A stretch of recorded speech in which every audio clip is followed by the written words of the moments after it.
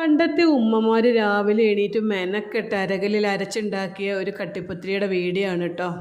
രാത്രി തന്നെ ഞാൻ മട്ടേരി വെള്ളത്തിൽ കുതിരാൻ വെച്ചിരുന്നു. രാവിലെ ആയപ്പോൾ നല്ല ഭംഗിയായിട്ട് കുതിർന്ന് കിട്ടി. അത് കഴുകി വാരി ഒരു അരിപ്പയിലേക്ക് വെള്ളം വാലാൻ വെച്ചതിന് ശേഷം നമുക്ക് മിക്സിയുടെ ജാറിലേക്ക് ഇട്ട് പൊടിച്ചെടുക്കണം കേട്ടോ.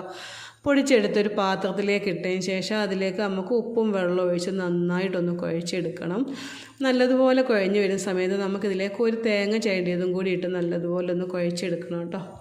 കുഴച്ചെടുത്തതിന് ശേഷം നമുക്കൊരു ഇലയിൽ വേണം ഇത് പരത്തിയെടുക്കാൻ. കുറച്ച് കട്ടിയുള്ള പത്തിരി ആയതുകൊണ്ട് കുറച്ച് വേവ് കൂടുതലായിരിക്കും കേട്ടോ. അപ്പോൾ നമ്മൾ ചെറുതീയിൽ വേണം ഇത് ചുട്ടെടുക്കാൻ. അപ്പോൾ ഇലയിൽ വെച്ച് പരത്തിക്കാണ്. ഞാൻ ദോശക്കല്ലിലാണ് കേട്ടോ ഉണ്ടാക്കുന്നത്. പണ്ടുള്ളവരിത് പത്തിരിച്ചട്ടി ഉണ്ടായിരുന്നു. അതായത് ഇപ്പോൾ അത് ഓട്ടടയൊക്കെ ചുടുന്ന പത്തിരിച്ചട്ടിയിലാണ് നമ്മളത് ചുട്ടെടുത്തുകൊണ്ടിരുന്നത്. പിന്നെ കാലം മാറുന്നതും പാത്രങ്ങളുടെ രീതി മാറുമല്ലോ.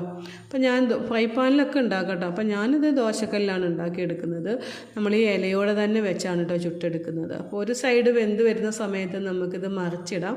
മറിച്ചിടുന്ന സമയത്ത് നമുക്ക് എന്താ അതിൻ്റെ മുകളിലുള്ള ഇല അങ്ങ് എടുത്ത് മാറ്റണം കേട്ടോ. ഇല മാറ്റിയതിന് ശേഷം തിരിച്ച് മറിച്ചും ചെറുതീയിൽ വേണം ഇത് ചുട്ടെടുക്കാൻ.